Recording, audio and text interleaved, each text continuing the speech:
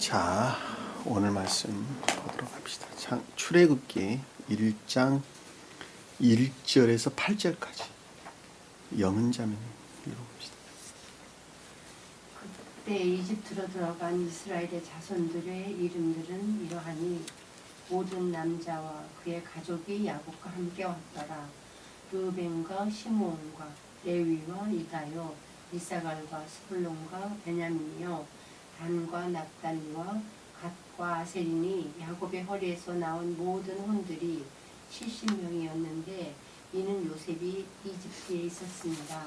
요셉이 죽고 그의 모든 형제들과 당대의 사람들도 모두 죽었더라. 이스라엘의 자손들은 다산하고 풍성하게 번성하고 심히 막강해져서 그 땅이 그들로 가득 찼더라. 그때 요셉을 모르는 새 왕이 일어나서 이집트를 다스리는데 다스리더라. 8절까지.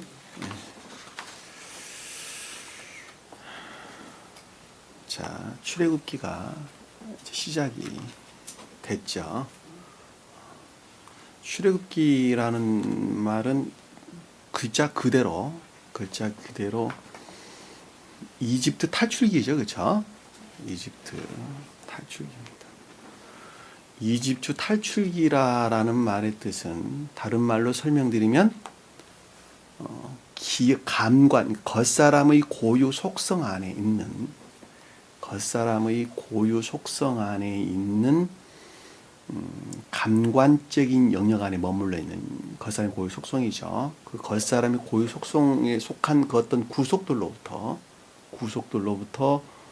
해방되는 것을 일컫는 말씀의 뜻이죠. 해방되는 것은 주님으로 말미암는 진리들로부터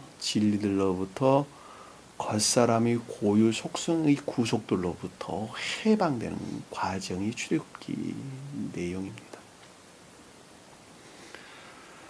우리가 전 시간에 공부했던 내용을 잠시 한번 살펴봐야 되겠는데 그 내용의 뜻은 요셉과 그 아비의 집에 속한 모든 것들이 이집트에서 살았죠, 그렇죠? 이집트에 살았다라는 말씀의 뜻은 겉사람이라고 하는 고유 영역에 머물러 있었는데 그 겉사람의 고유 속성 안에 요셉이 뜻하는 영적이고 천적인 것들 또는 내적인 것들이죠, 그렇죠? 내적인 것들과 또 그것들과 결합된 교회에 속한 선들이죠. 그리고 파생된 여러 가지 것들, 진리에 속한 여러 가지 것들, 그 진리 여러 가지 것들이 겉사람의 고유 속성 안에서 살았다는 것이죠, 그렇죠? 네. 다시 말하면 겉사람의 고유 속성에 속한 것들이 그것들을 섬겼다는 말로도 바꿔서 설명해 볼 수 있겠죠, 그렇죠? 살았습니다. 근데 그것들의 상태에 대해서 상태나 성질에 대해서 110세다 이렇게 설명드렸는데 그것이 구루터기로 충만한 상태. 다시 말씀드리면 인애나 사랑 또는 믿음의 선들로 충만한 상태를 일컫는 말씀의 뜻이다라고 하는 것을 우리가 충분하게 이해해 볼 수가 있습니다. 자, 그리고 이제 설명돼서 나오는 것이 그 요셉에 의해서 에브라임과 므낫세들이 양육되었다 이렇게 설명돼서 나왔죠, 그렇죠? 자, 에브라임은 교회에 속한 외적인 자들을, 그리고 므낫세는 내적인 교회에 속한 자들을, 또는 총명의 영역에 속한 것들을, 또 하나는 의지 영역에 속한 또는 선인에 대한 선에 속한 진리하는 자들을 가리킨다 이렇게 설명됩니다. 그와 같은 것들이 요셉의 뜻하는 내적인 것들로부터 그것들이 보호됐다. 그렇죠? 보호되고 간수되었다 이렇게 이야기를 했습니다.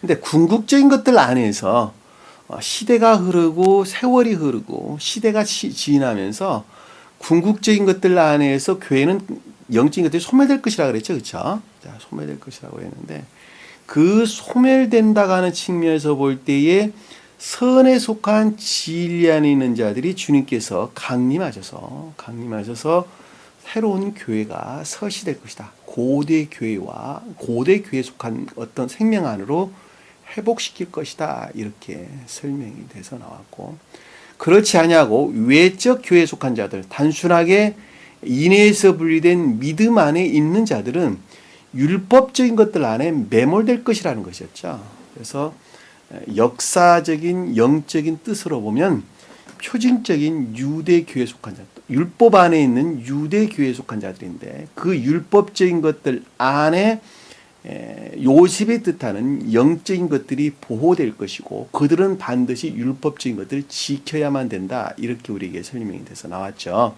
그 말을 뼈를 올려라, 여기서 옮겨라 라는 말로 설명돼서 나왔습니다. 그리고 요셉이 100세에 죽었다라는 말씀의 뜻은 그 율법적인 것들 안에서 내적인 것들이, 겉사람, 기억지 안에서 내적인 것들이 소멸됐으나 그럼에도 불구하고 율법적인 것들 안에서는 그것들이 보호된 상태를 우리에게 설명됐다고 그랬죠. 그리고 기억지, 겉사람 안에서 그러니까 이집트에서 관에 넣었다라는 말씀의 뜻은 율법적인 것들 안에서 내적인 것들이 소멸된 율법적인 것들 안에서 머물렀다. 이렇게 지금 설명이 됐습니다. 자, 이 말은 그러니까 요셉이 죽었다라는 말씀의 뜻이 아주 여러 가지 뜻들을 담고 있다라고 하는 것입니다. 그러니까 요셉이 죽었다라는 말씀의 뜻은 원래 선한 뜻에서 볼 때에는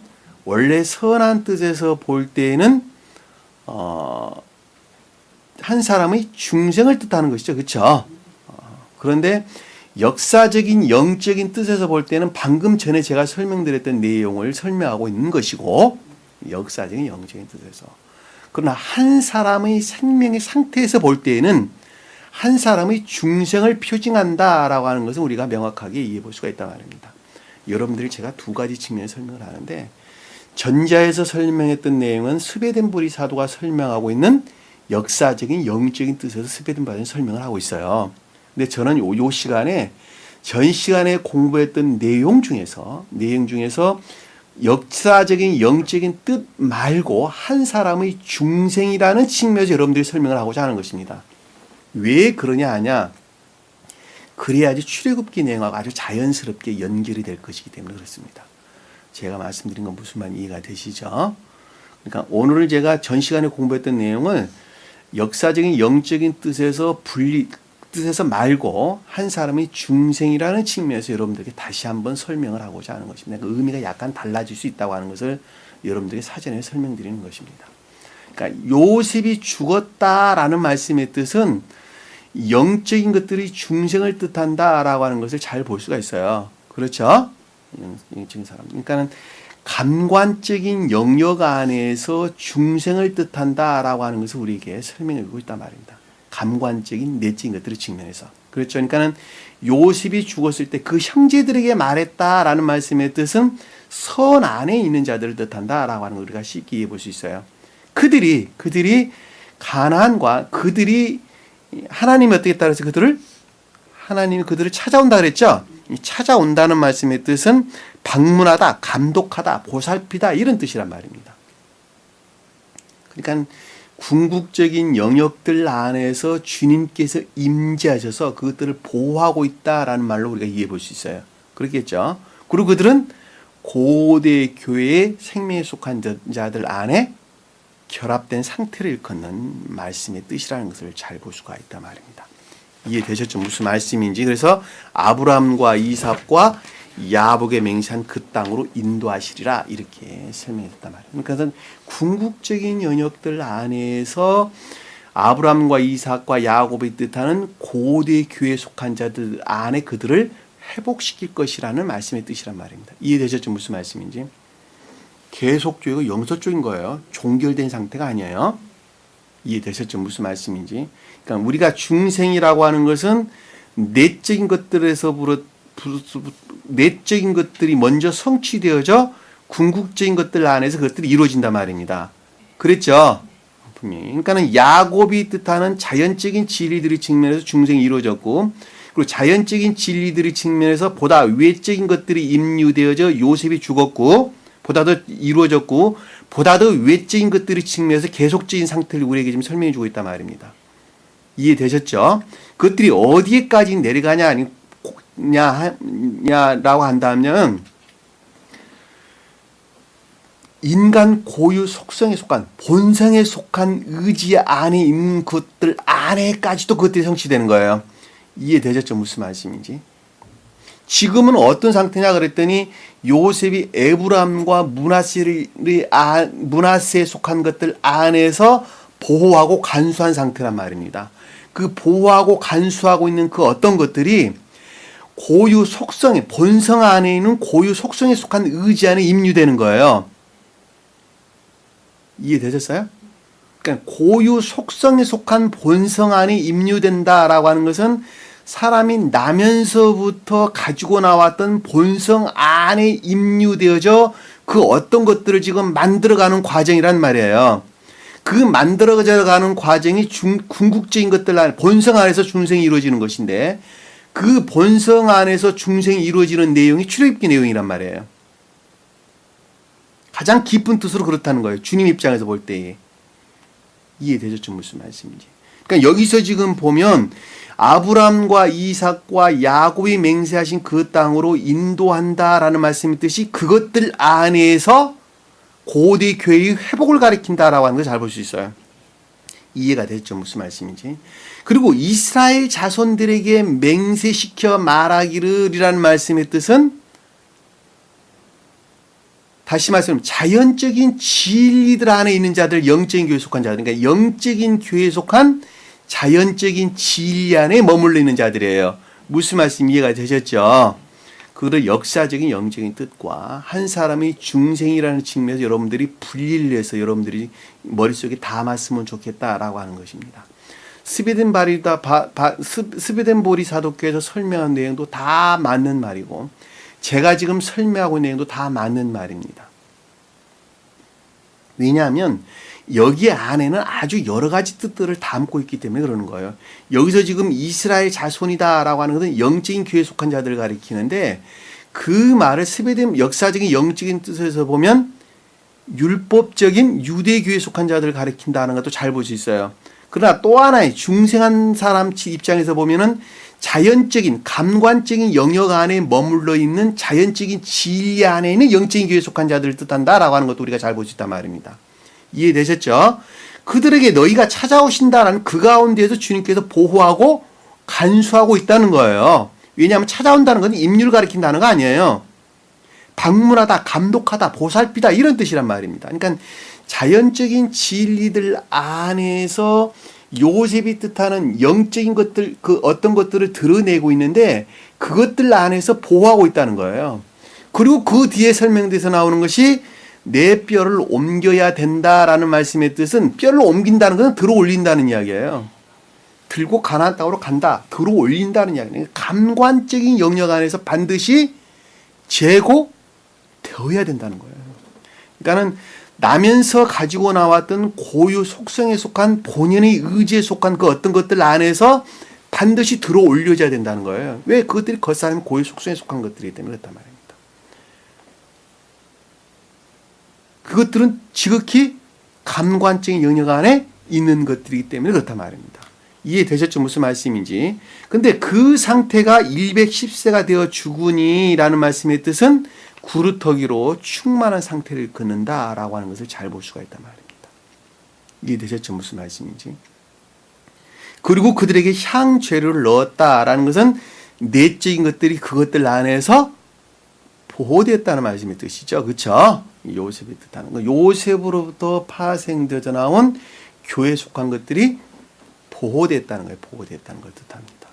그리고 이집트에서 관에 넣었더라라는 말은 기역지의 율법적인 자연적인 것들 안에 영적인 것들이 보존되어 있었다라는 말씀의 뜻이라는 걸 잘 볼 수 있어요. 그 말을 다른 말로 설명을 하면 요셉이 뜻하는 영적인 것들과 결합되어 있는 율법적인 자연적인 진리 안에 있었다라는 말로 우리가 이해해 볼 수 있단 말입니다. 이해되셨죠? 무슨 말씀인지. 우리가 전 시간에 공부했던 내용하고는 뉘앙스가 약간 다른데 그 말은 역사적인 영적인 뜻에서 해석이고 여기는 한 사람의 제가 오늘 설명드린 내용은 영적인 어떤 한 사람의 계속적인 상태에 대해서 제가 설명을 하고 있는 것입니다. 이해되셨죠? 무슨 말씀인지. 그러니까 두 가지 측면에서 여러분들이 충분하게 이해해 볼 수 있다고 하는 것입니다.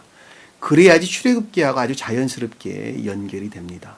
왜냐하면 출애굽기 내용은 겉사람의 고유 속성 안에서 살아가는, 다시 말해서 감관적인 영역 안에서 살아가는 그 어떤 한 사람이 모세가 뜻하는 신령 진리들이 임유되어져 영화되어져 가는 과정을 우리에게 설명해 주고 있기 때문에 그렇단 말입니다. 그러니까 출애굽기 내용은 아주 여러 가지 뜻들을 담고 있다는 거예요. 자, 중생 한 사람 입장에서 보면 보다 감관적인 영역 안에 겉사람의 고유 속성에 속한 겉사람의 고유 속성 안에 있는 의지 안에는 겉사람의 고유 속성의 의지 안에 있는 악과 거짓들을 분리해내는 것으로부터 천계로 입성하는, 다시 말해서 구원되어져 가는 과정을 우리에게 설명해 주고 내용이 출애굽기 내용이란 말입니다.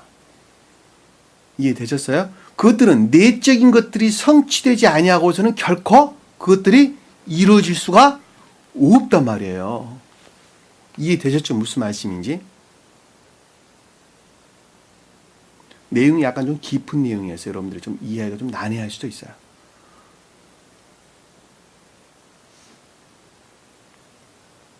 그러면 우리 본문 말씀을 통해서 좀 더 구체적으로 한번 살펴보도록, 제가 계속 설명을 드릴 것인데 여러분들이 그 가운데서 깨달음이 있기를 간절히 바랍니다.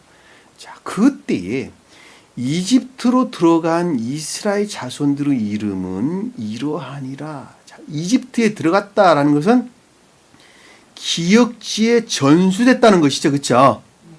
자, 여기서 그때란 말은 없는 단어예요. 없는 단어인데 지금 넣어져 있는 것입니다. 그때란 말이 여러분들이 마음을 빼앗기게 되면 그 이하에 흘러들어온 말들을 다 이해할 수가 없어요. 자, 이집트에 들어간 이스라엘 자손이다. 여기서 이스라엘 자손은 영적인 교회에 속한 자라는 것을 잘 볼 수가 있어요. 어디가 성취된, 전자에 속한 것들이 성취된, 자연적인 것들의 측면에서, 그리고 자연적인 외적인 것들의 측면에서도 이미 중생이 이루어진 자들이, 영적인 교회에 속한 자들이 보다 외적인 것들 안에 지금 임유된 거예요. 이해되시죠? 무슨 말씀인지. 자, 또 하나는 다른 말로 설명드리면 겉사람의 고유 속성 안에 매몰되어 있는 그 어떤 한 사람 안에 요셉이 뜻하는 영적인 것들이 임유되어 있는데 어떤 사람들에게 임유되어 있냐 그랬더니 자연적인 진리에서 비롯된 선에 속한 진리 안에 있는 자들에게 요셉이 뜻하는 영적인 진리들이 임유된 거예요. 두 가지 설명드렸어요, 제가. 자, 여기서 이스라엘이 뜻하는 자손들이란 뜻은 아주 여러 가지 뜻들을 담고 있단 말입니다. 다시 말씀드리면, 그러니까 한 사람이 중생이라는 측면에서 볼 때에 내적인 것들, 자연적인 외적인 것들의 측면에서까지도 중생의 상태에 이른, 요셉이 죽었다고 말하는 중생의 상태에 이른 그 자들에게 그 형제라고 일컫는 자연적인 진리에서 비롯된 그동안에 늘 설명했던 단순하고 소박한 자연적인 선 안에 있는 자들에게 요셉의 뜻하는 내적인 진리들이 임유된 것을 뜻한다니까.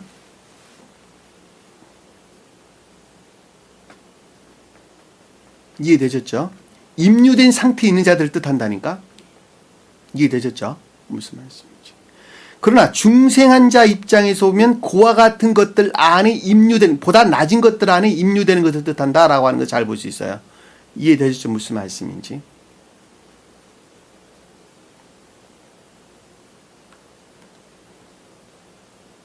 그러니까 여기서 이집트에 들어간 기억지에 전수된 것을 뜻한다라는 점. 이스라엘 자손이라는 말은 영적인 교회에 속한 자들을 가리키는데 두 가지 측면에서 여러분들에게 설명드렸다는 거. 스베덴부리 사도께서는 단순하게 영적인 교회에 속한 자다 이렇게만 설명하고 있단 말이에요. 그러니까 여러분들이 그 뒤에 흘러나온 말하고 문맥상 잘 연결이 안 돼요. 그러니까 내가 좀 더 구체적으로 여러분들에게 설명을 해드리고 있는 것입니다. 이해되셨죠? 무슨 말씀인지. 이스라엘 자손들의 이름들은 이러하니라 라는 것은, 이름들은 이러하다라는 것은 상태가 그렇다는 것이죠. 왜냐하면 이름은 한 사람의 생명의 상태를 가리키기 때문에 그렇단 말입니다. 지금 출애굽기 내용은 새로운 영적인 교회 설시에 관한 내용을 뜻하는 것을 우리가 잘 볼 수 있어요. 그러니까 이해되셨죠? 무슨 말씀인지.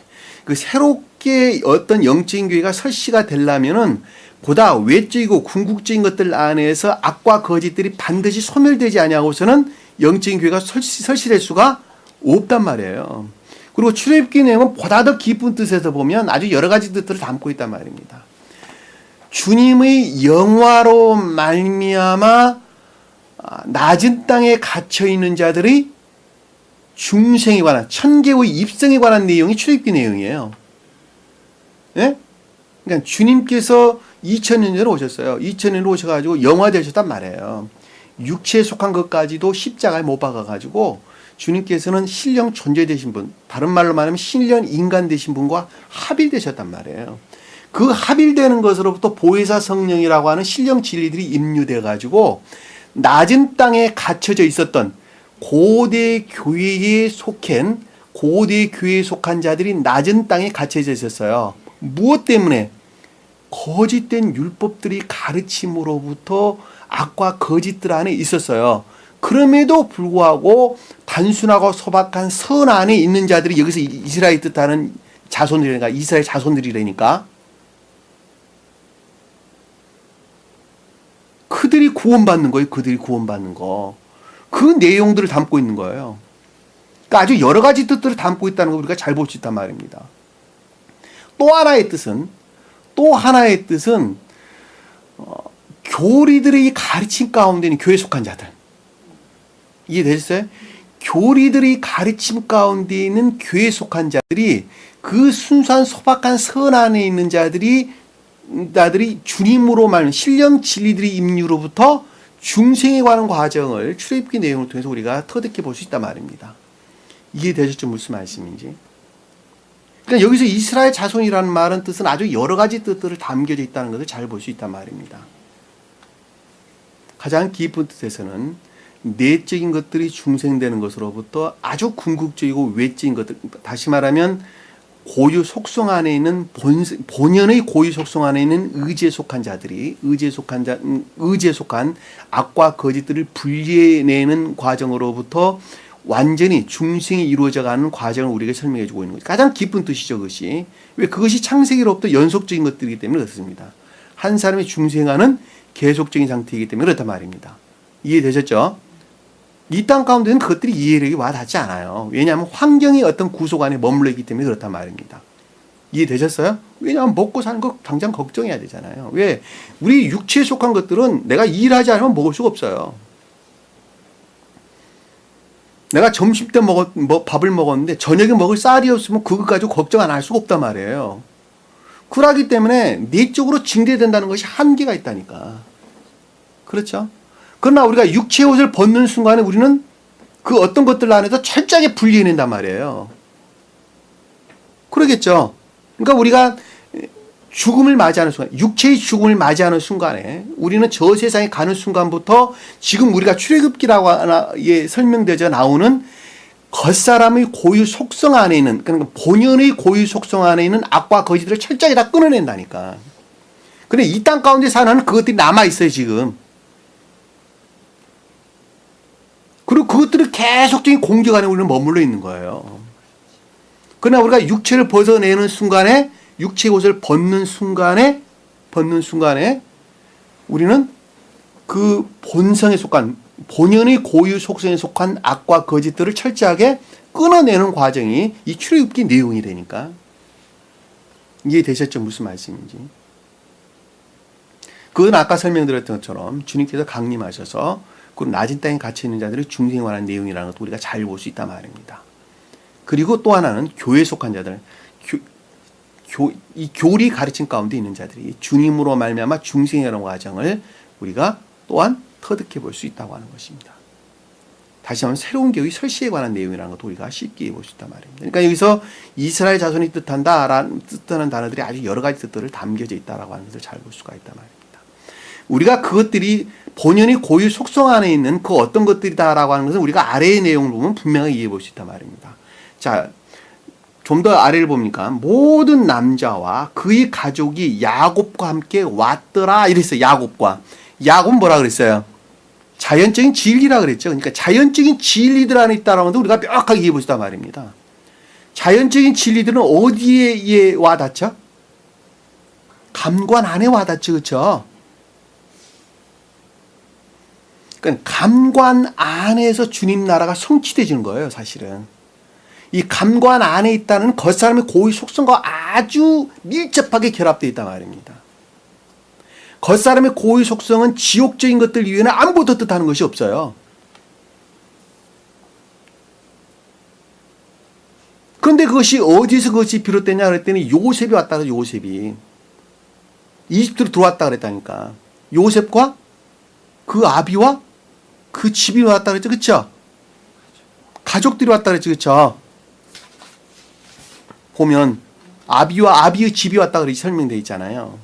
그러니까 요셉이 뜻하는 영적인 것들에서 비롯된 선들이나 진리들이 감관 안에 와 닿는 자연적인 진리들 안에 지금 입성한 거예요.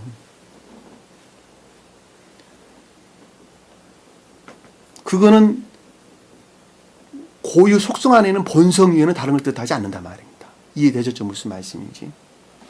스베덴보리 사도는 그렇게 깊게 설명하지 않았습니다. 제가 아주 여러분들에게 깊게 설명하는 것입니다. 왜냐하면 그 여러 가지 것들을 여러분들이 잘 이해에게 와 닿지 않지만은 이해라가는 연역 안에, 지식이라는 연역 안에서 담고 있을 때에 나중에 여러분들이 보다 더 깊은 것들을 깨달아 알 수 있을 것이기 때문에 그렇단 말입니다. 제가 이런 부분을 여러분들에게 설명을 해야 될 것인가 말아야 될 것인가 하는 것을 제가 고민하다가 아침에 주님으로부터 응답을 받았어요. 설명을 해도 된단다. 그래서 설명하는 것입니다. 그냥 제 마음대로 하는 거 아니에요. 왜? 제가 어저께 하루 종일 고민했거든요. 이걸 내가 설명을 할 것인가 말 것인가에 대해서.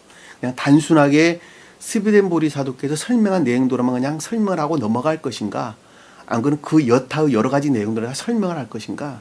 그랬더니 아침에 주님께서 그러시더라고. 설명해도 된단다. 그래서 설명하는 것입니다. 여기서 모든 남자와 그의 가족이, 이 남자는 진리들을 뜻하는 것이죠. 그렇죠? 가족은 바이트, 집을 뜻하는 거예요. 선에 관한 설명이라는 걸 우리가 잘 볼 수 있어요. 그렇죠? 집은 의지라는 측면에서 우리 마음을 가리키는데, 의지라는 측면에서 우리 마음을 가리킨다라는 말씀의 뜻은 곧 선 외에는 다른 걸 뜻하는 것이 아닙니다. 그러니까 집이라는 것은 의지라는 측면에서 우리 마음 안에 선에서 파생된 모든 것들을 가리켜서 마음 그러는 거예요. 반대로 지옥의 영이라면 의지 안에 있는 악으로부터 파생돼서 나온 모든 악에 속한 거짓들을 뜻하는 거예요. 그렇죠? 아주 분명합니다. 야곱과 함께 왔더라 라는 말씀의 뜻은 자연적인 진리들 안에 있다는 것이죠. 그렇죠? 자연적인 진리 안에 있는 것들이 분명하다라는 말씀의 뜻은 아래 2절과 3절, 4절 내용을 보면 아주 명확하게 이해해 볼 수 있습니다.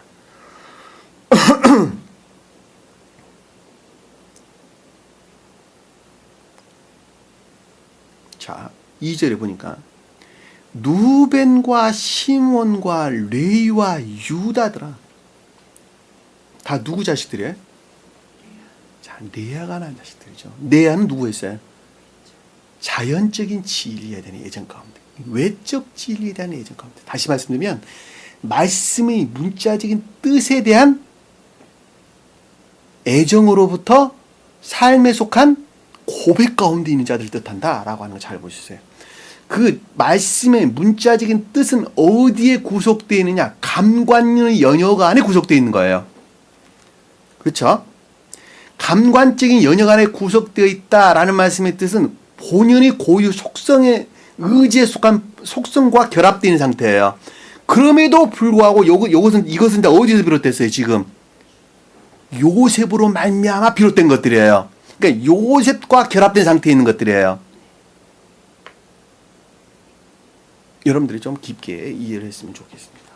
여기 루벤은 믿음. 여러분들이 여기서 놓치지 말아야 될 건 에브라임과 므낫세가 빠졌다는 거예요. 그래서 안 그랬어요? 왜냐하면 에브라임과 므낫세와 에브라임이 곧 요셉이 뜻하기 때문에 그래요. 요셉이 뜻하는 것 때문에. 왜냐하면 새로운 의지와 양심이라는 것으로부터, 그러니까 새로운 양심과 이해라는 것으로부터 이해라는 것으로부터 지금 본연의 고유 속성에 속한 의지 안에 임유되는 것이기 때문에 그렇습니다. 이해되셨죠? 무슨 말씀인지. 누베는 믿음을, 시몬은 뭐예요? 의지 안에 있는 믿음. 그러니까 의지에 속한 믿음. 레이는 인애를, 삶에 속한 이웃사랑을. 유다는 삶에 속한 선을. 어허이. 아주 기본적인 것들을 다 알고 있어야 되죠. 자연적인 진리들 안에서 종결되는 믿음이었고, 의지에 속한 믿음이었고, 삶에 속한 인애였고, 그리고 자연적인 천적인 선들을 뜻한단 말입니다. 삶에 속한 사랑들을 가리킵니다.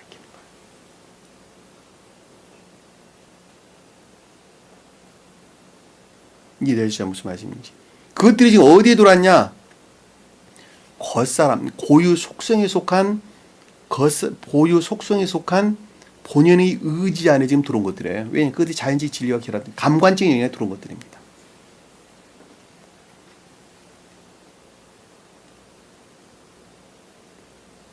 그리고 3절은 이사갈. 이사갈은 뭐예요? 이사갈, 스몰, 베냐민 그랬는데 이사갈은 뭐예요? 상호적 사랑. 상호의 뜻하죠. 상급, 보상 뭐 이런 뜻입니다. 혼인 이런 걸 뜻하는 거예요. 내적인 상호적 사랑을 뜻하는 거예요. 내적인 상호적 사랑. 혼인이다 내적인 것들이죠. 그렇죠? 상급도 마찬가지입니다. 가장 낮은 뜻으로 보는 믿음 안에 있는 자들이 공로적 보수를 뜻하는 것입니다. 반대의 뜻으로 보면 그런 것입니다. 공로적 상급, 소위 말하면 공로 안에 있는 행위들을 뜻하는 거예요. 다른 말로 설명하면 공로 안에 있는 행위. 스불론은 주님의 집, 거처. 주님과 교회의 혼인. 그렇죠? 교회는 천계에 대응하는 이 땅의 주님의 나라를 가리켜서 교회 그러는 것입니다. 그러니까 천계에는 주님의 나라가 있는데 천계를 주님의 나라라 그러는데 그 주님의 나라, 그 천계에 대응하는 이 땅에 있는 주님의 나라를 가리켜서 교회 그러는 거예요. 그러니까 이 교회와 주님과의 결합을 혼인 가리키는 거예요. 왜냐하면 교회는 이 땅 가운데 주님의 나라를 가리키는데 그들이 자연적인 진리 안에 있는 자이기 때문에 그렇단 말입니다. 그래서 야곱과 함께 왔더란 말이 그런 뜻입니다. 그러니까 자연적인 진리들 안에서 주님 나라가 회복된 것을 뜻한다라고 하는 걸 우리가 잘 볼 수 있죠. 그렇죠? 주님 나라와 주님과 결합과 혼인의 가운데 있는 것을 뜻한다라고 하면 잘 볼 수 있어요. 그 가운데 주님께서 현존하고 계시는 것이죠. 동거한다, 거주한다. 이런 말로 우리가 이해해 볼 수 있단 말입니다. 그것들 안에서 드러난 결과들은 뭐예요? 영적이고 천적인 것들이죠. 그렇죠? 자, 그것을 베냐민 뜻하는 것들, 영적인 천적인 것들 뜻하는 것입니다. 성경 말씀 놀랍죠. 그렇죠? 아주 놀라운 것입니다. 그래서 베냐민이 등장하는 거예요. 여기 보면 순서가 완전히 바뀌었죠. 나은 순서하고는 완전히 다르죠. 그렇죠? 루벤, 시몬, 레위, 유다가 나왔고 그 다음에 단과 납달리, 갓과 아셀이 나와야 되죠. 그렇죠? 그리고 이사갈, 스불론, 그리고 요셉과 베냐민이 나와야 맞죠? 그 한 사람의 중생하는 과정에 대해서 설명을 할 때 그것들이 성취되는 것이고 여기서는 성취된 사람이에요. 성취된 사람. 중생이 전자에서 회복된 사람들이에요. 전자에서 회복된 중생한 사람이 보다 외적인 것들 안에서 그 어떤 것들을 성취하는 과정입니다. 그러하기 때문에 순서가 바뀐 거예요.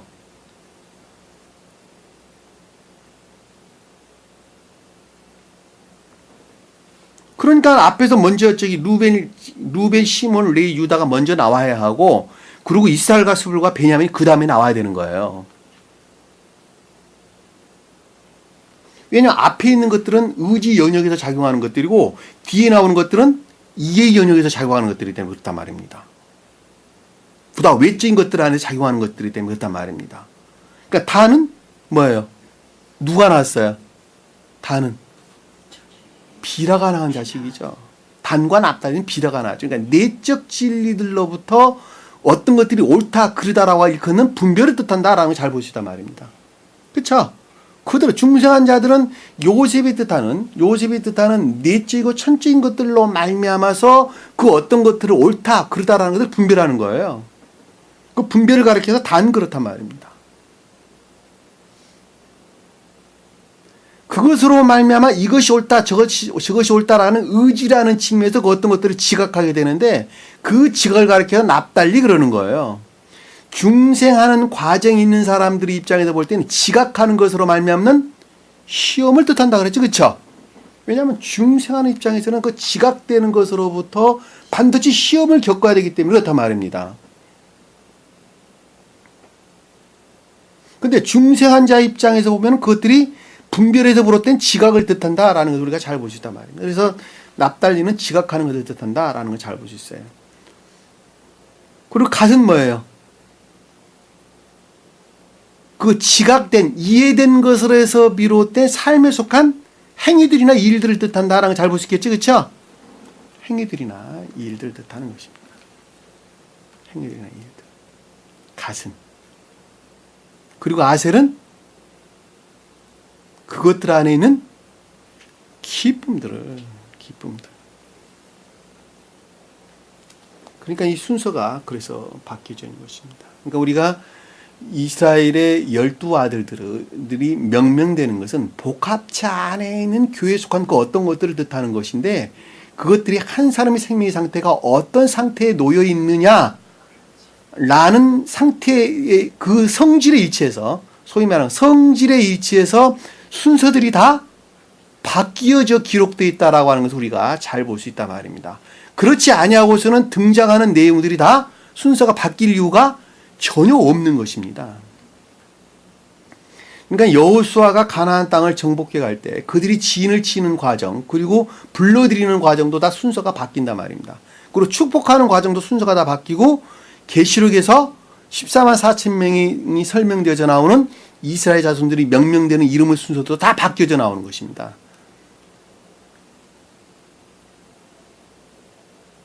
여기서는 지금 여기 아까 설명드렸지만은 에브라임과 므낫세가 빠져 있는 것도 명확하게 이해해 볼 수 있단 말이에요. 왜냐하면 그것들 안에서 비롯된 보다 더 외적인 것들을 뜻하기 때문에 그렇단 말입니다. 이해되시죠? 무슨 말씀인지?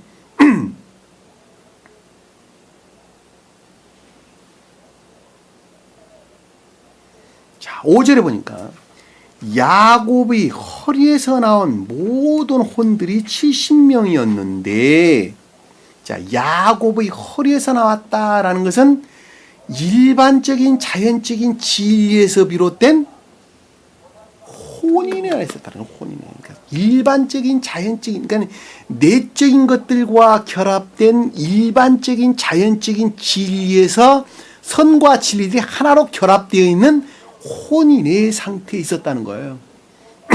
그 말이 무슨 뜻이에요? 그 말이 무슨 뜻? 일반적인 자연적인 진리에서 비롯된 혼인의 안에 있었다는 말이 무슨 뜻이니까? 자연적인 진리를 행하는데 그것들이 주님으로 말미암는 선으로부터 그 본성 안에서 행했다는 것이죠. 왜냐하면 그자가 기쁨만 있었다 앞에 설명되었다니까. 행에 속한 일 가운데 있었다고 설명돼서 나왔다니까. 그리고 진리에서 말하면 지각 가운데 있었다고 설명돼서 나왔다니까. 그리고 그것으로 말하면 분별 가운데 있었다고 설명돼서 나왔단 말입니다. 근데 그것들은 영적이고 천적인 것들이었다니까. 그렇죠?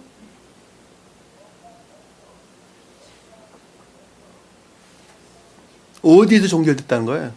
자연적인 진리. 자연적인 진리. 예배에 열심히 잘 참여했고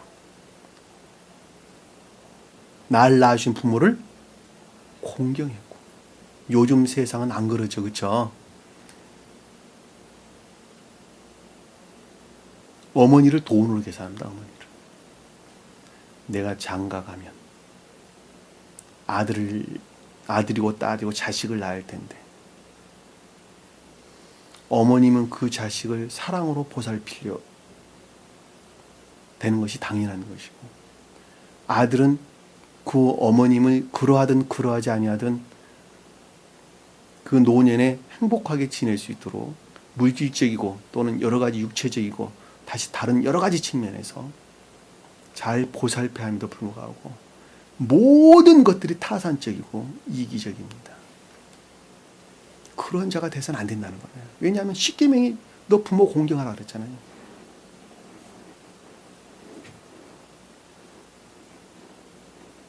주님을 사랑해야 되는 건 너무 당연한 것이지만 부모를 공경해야 되는 것도 너무 당연한 거 아닙니까? 근데 그 부모를 돈 갖고 계산합니까? 어머님이 나한테, 아버님이 나한테 이렇게 하면 내가 이렇게 하겠다. 그런 사악한 아들, 딸들이 어딨단 말입니까? 요즘 세대가 그래요. 그러하니 엄마, 아버지도 똑같아 또. 좀 덜 할지 몰라도.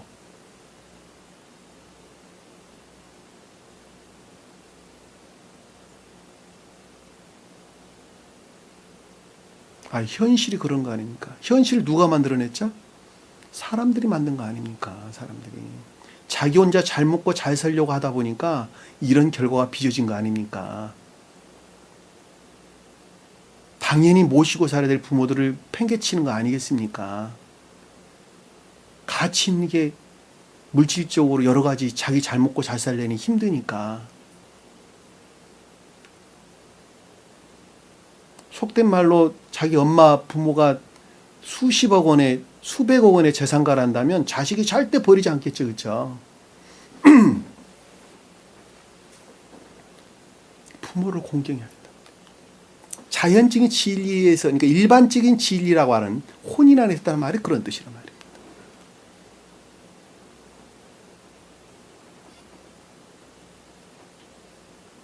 좀 더 가깝게는 이 외적인 예배에 잘 참여해야 되겠죠. 자연적인 진리를 잘 지켜야 되겠죠.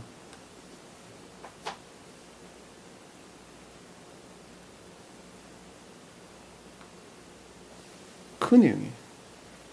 야곱 허리에서 나오고. 모든 혼들은 이 네페시, 누아흐라는 단어를 쓰질 않았어요. 자연적인 것들 안에 있는 생명을 가리키는 거예요. 네페시. 헬라어로는 푸시케.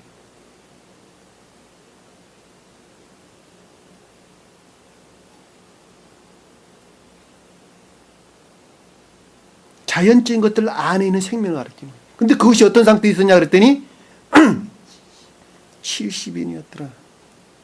충만한 상태에 있었다는 거죠. 충만한 상태. 선을, 그 사랑을 본질로 해서 충만한 상태에 있었다. 충만한 상태에 있었다.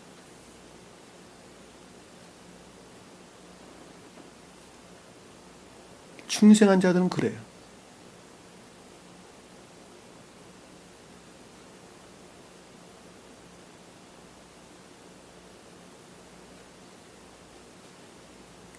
이는 요셉이 어떻게 했다고요? 이집트에 있었습니다. 왜 그랬다는 거예요? 요셉이 뜻하는 내적이고 영적이고 천적인 것들. 또는 다시 말하면 내적인 진리, 가장 높은 뜻은 신령 진리를 뜻하는 거예요. 더 높은 뜻은 주님 자신을 가리키는 거예요. 주님 자신. 주님이 그 가운데 현존해 계셨다. 신령 진리와 결합 가운데 있었다.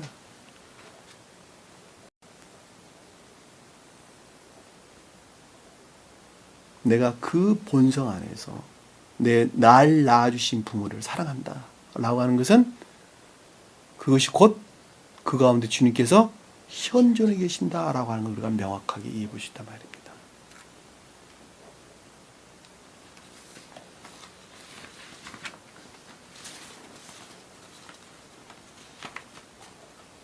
요셉이 죽었다.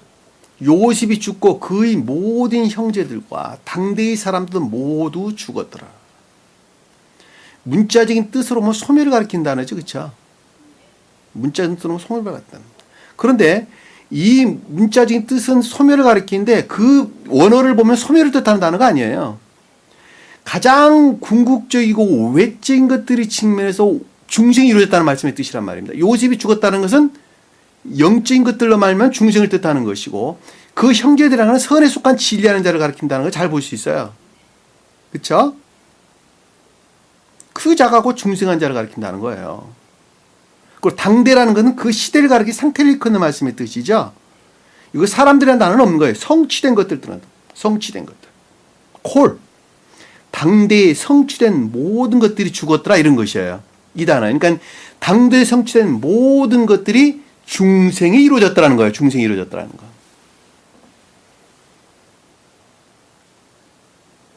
다시 말씀드리면 교회가 새롭게 설신했다 이 말로 우리가 설명해 볼 수 있단 말입니다. 또 다른 말로는 전자의 상태, 전에 있었던 생명의 상태로부터 완전히 반대의 상태, 중생이라고 하는 반대의 상태에 놓이게 되었더라. 스웨덴 브리스타킹이 상이하게 되었더라. 이 말로 설명을 했는데 뉘앙스가 조금 이상하게 해석을 해놨습니다. 상태의 변화를 가리키는 것입니다. 상태의 변화.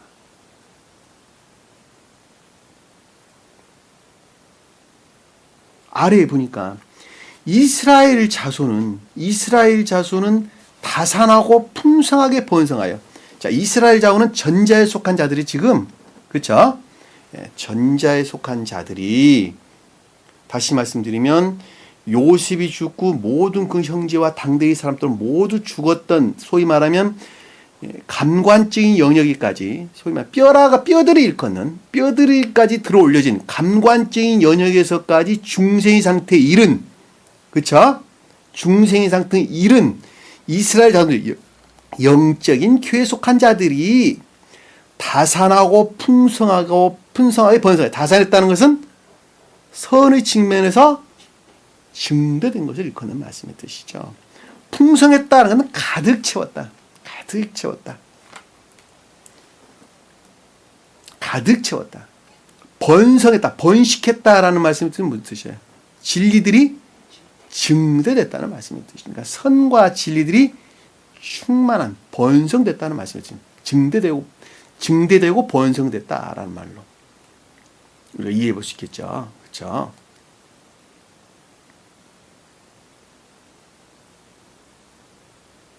풍성하다는 살았지, 가득하다, 가득 채우다, 편만하게 됐다 이런 뜻입니다. 다산하다는 것은 팔아, 열매를 많이 맺다, 결실을 맺다 이런 뜻입니다. 그러니까 선의 측면에서 증대되고 진리들의 측면에서 증대됐다라는 말씀입니다. 심이 막강해져서라는, 심이 막강했다는 무슨 뜻이에요? 단단히 묶다, 강하다, 힘이 세다 이런 뜻입니다. 심이라는 메호드, 헬라어는 메가스라는, 메가스. 헬라에서는 메가스라는 단어인데 선이라는 측면에서 그렇다는 거예요. 그러니까 선에 속한 능력 안에 있다는 것이죠. 그러니까 마음 안에 선들이 회복됐고 그 선들로부터 진리들 하나로 똘똘 결합되어져 능력 안에 있었다는 것이죠. 그렇죠? 이런 자들은 지옥의 악령들이 얼씬할까 얼씬하지 않을까? 얼씬하지 않죠. 얼씬하지 않습니다.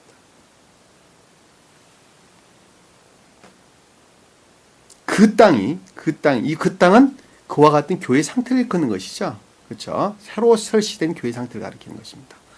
그들로 가득 찼더라라는 교회의 충만한 상태를 일컫는 말씀의 뜻입니다. 교회의 충만한 상태. 가득 찼다는 건 말래 채우다, 가득하게 하다 이런 뜻입니다. 그러니까 이 땅에 그들로 갇혔다는 건 땅은 교회를 뜻한다 그러죠. 어디에서나.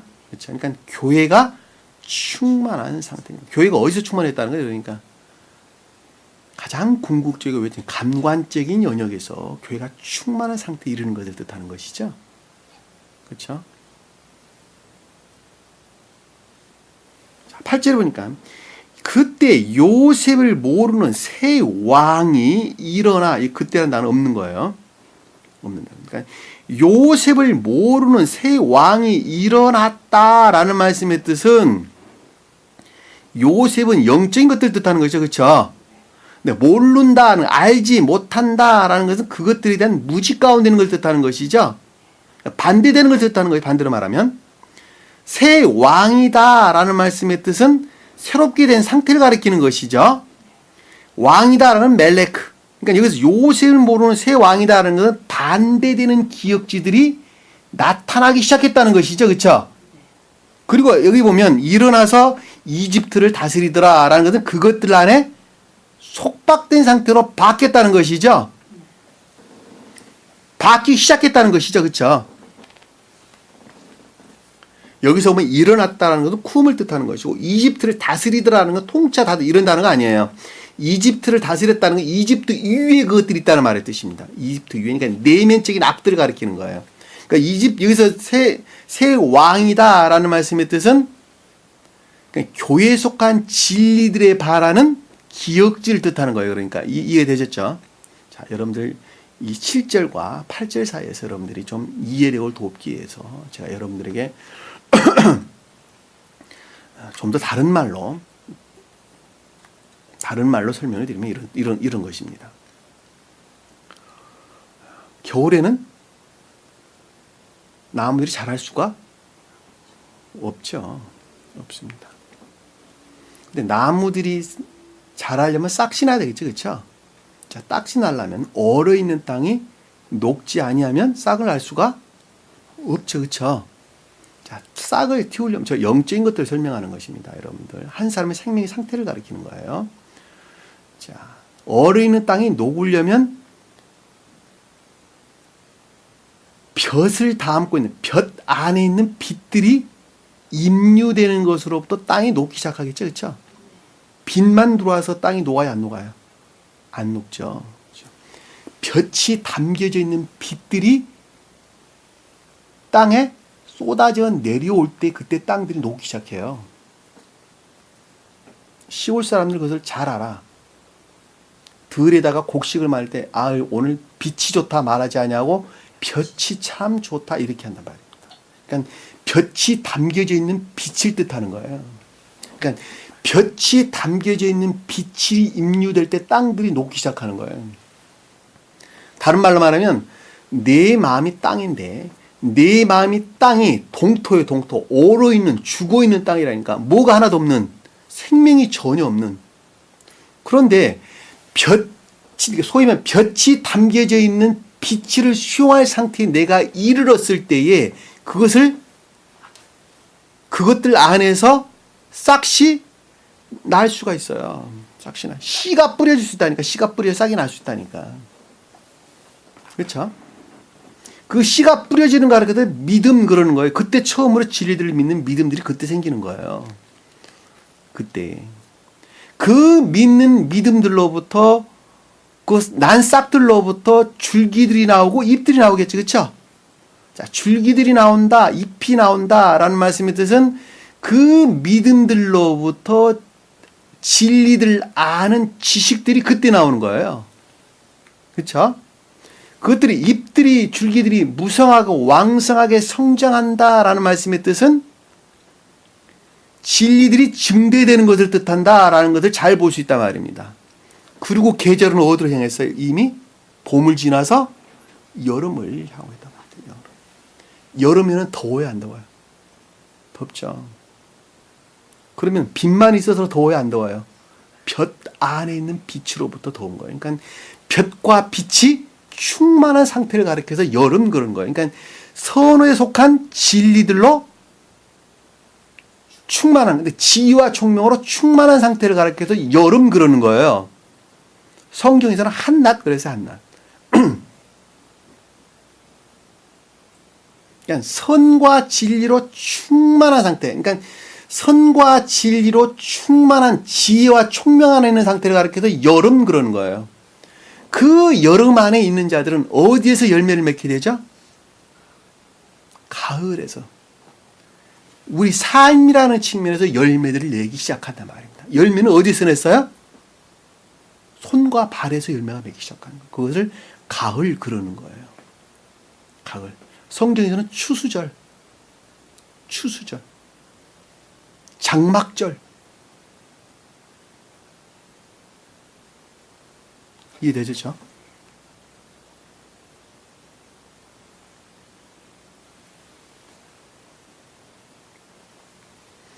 그 삶과 다시 말씀드리면 손과 발이 움직여지는 데에서 열매들을 맺기 시작한 것, 그것이 지금 우리가 여기서 보면은 이스라엘 자손은 당선하고 풍성하고 번식하며 심히 막강해졌더라. 그 뜻이에요. 이해되셨죠? 무슨 말씀인지. 그리고 보다 더 외적인 것들을 향해서 임유하게 되는데 아직 결합되지 못한 그것들을 겨울을 향해서 가는 것입니다. 그래서 아직 결합되지 못한 보다 더 궁극적이고 외적인 것들을 지옥으로 홍해바다로 몰살시키는 과정이 출애굽기 내용이라니까. 그래서 겨울을 맞아야 되는 거예요. 겨울 안에서 씨들이 보존되지 않았어요. 보존된다니까. 보존되고 그 다음에 여름에 똑같은 과정이 다시 시작되는 거예요. 한 사람은 중생인 거예요. 그래서 어디까지 이루어지는 거예요? 끝도 없이 되는 거, 끝도 없이. 이 세상에서는 지각되지 않는 거예요, 그것이. 그러나 우리가 육체를 벗고 저 세상에 가게 되면 그와 같은 과정은 계속적으로 이루어진다니까. 우리가 계절이 바뀌는 것만큼 세월이 흐르면서 그 내용이 지금 7절 내용이란 말입니다.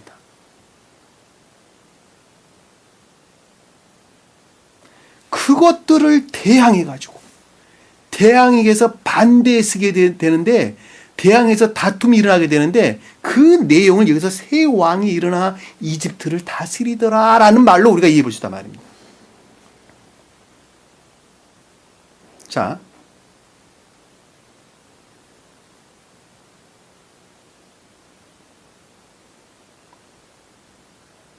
여름에 볕과 볕으로 충만한 상태에 있었죠. 자, 다른 방향에서 설명을 하는 것입니다. 다른 방향에서. 여름에 사랑과 진리로 충만한 지혜와 총명 가운데 있죠. 그렇죠?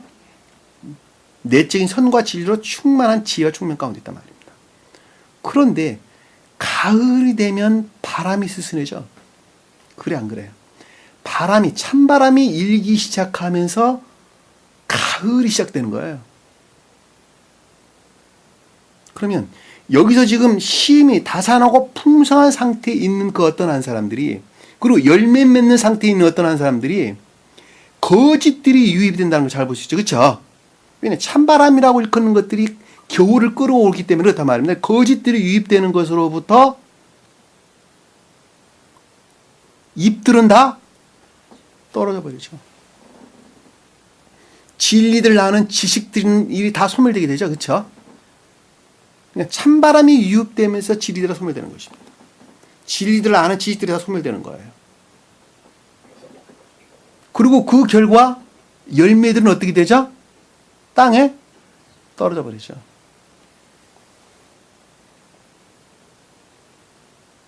사랑하로 충만한 상태에 있는 자들이 떨어진 열매들은 그 씨앗들로부터 새로운 싹을 내죠. 그렇죠? 그런데 거짓들이 유입되어져 나무로부터 떨어진 열매들은 땅 위에서 얼어버리겠죠. 교회가 완전히 소멸되는 걸 뜻하는 것이죠. 그렇죠?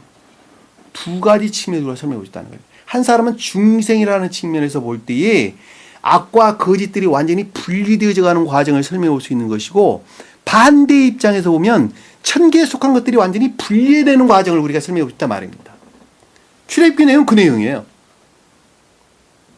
중생한 자 입장에서 보면 악과 거짓이라고 하는 지옥의 속성들, 겉사람의 고의 속성에 속한 것들을 박탈시켜내는 과정이 출애굽기 내용이고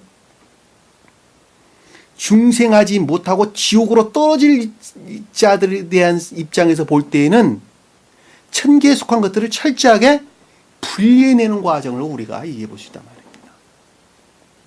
방금 제가 예를 통해서 여러분들이 설명드렸던 내용으로부터 우리는 얼마든지 이해해 볼 수가 있단 말입니다.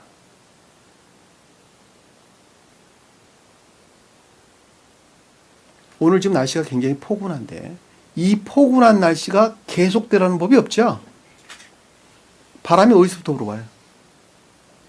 보통 우리나라가 추우면 저기 시베리아에서 불어온 바람 때문에 춥다는 거예요.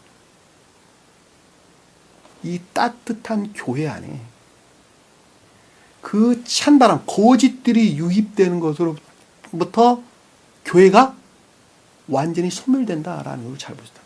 그 찬바람은 어디서 비롯됐어요? 그냥 생겼어요? 땅이 얼어 있어서 거기서 나온 것들이 다 땅이 악에서 비롯했단 말이야, 악에서. 그러니까 중생한 자가 멸망하는 것은 거짓들이 유입되는 것으로부터 교회가 소멸되고, 그렇죠? 자, 중생한 자 입장에서 보면 선으로부터 거짓들이 분리되는 것입니다.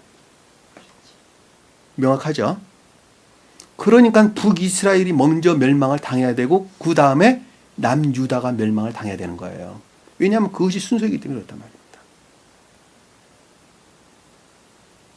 교회가 멸망한다는 입장에서 보면 여름을 맞이했다가 찬바람이 불어오기 시작하면서 교회의 선들이 소멸되게 되고 그것들은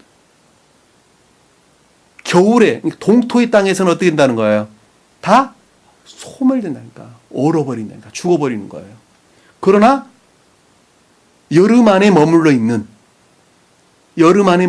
자들은 그 과육들로부터 씨들이 생명을 냈죠. 그렇죠? 뿌리를 내서 땅에다가 뿌리를 내리는 거예요. 그리고 똑같은 나무를 다시 재생시키는.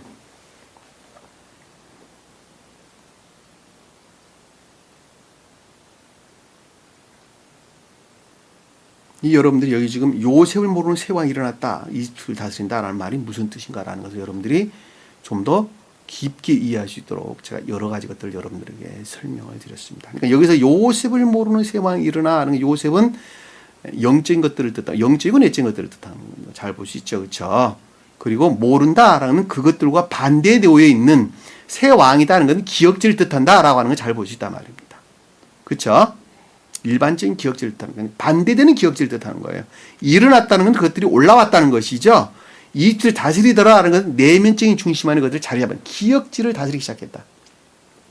그리고 그들 안에서 다툼이 일어나게 되는데 그 다툼은 영적인 것들을 파괴하고자 하는 지옥적인 광기들을 뜻하는 것입니다.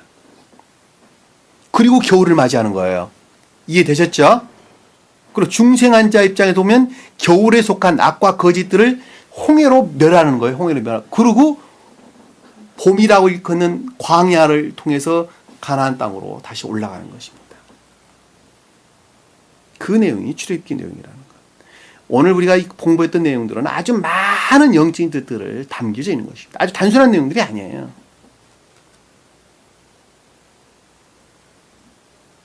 오늘 주신 말씀들을 우리가 여러 가지 측면에서 여러 가지 각도에서 여러분들의 설명을 드렸는데 그 들은 내용들을 잘 이해력이 와 닿지 않는다 하더라도 지식적으로라도 담고 있다 한다면 때가 되면 그 말이 무슨 뜻인가 라고 하는 것을 좀 더 분명하게 이해해 볼 수 있을 것입니다.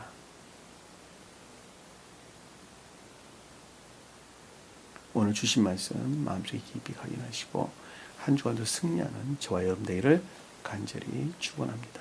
기도합니다. 사랑의 주님, 오늘도 주님께서 저에게 한없는 천계를 아는 지혜를 주신 것을 감사드립니다. 주신 그 말씀을 아직은 잘 이해하지 못하고 지각의 안에 와 닿지 않는다 하더라도 지식적으로도 잘 잠고 있다가 주님의 때에 이르렀을 때 좀 더 밝고 분명하게 이해하시도록 주님께서 늘 축복해 주옵소서. 남은 시간도 주께서 함께 해주시며 싸우며 예수님 이름으로 기도드립니다. 주기도문합니다. 하늘에 계신 우리 아버지 이름을 거룩히 여김을 받으시오며 나라의 마옵시며 뜻이 하늘에서 이룬 것 같이 땅에서도 이루어지리라. 오늘날 우리에게 일용할 양식을 주옵시고 우리가 우리에게 죄진 자를 사하여 준 것 같이 우리 죄를 사하여 주옵시고 우리를 시험에 들게 하지 마옵시며 다만 악에서 구하옵소서. 나라와 권세와 영광이 아버지께 영원히 싸움나이다. 아멘.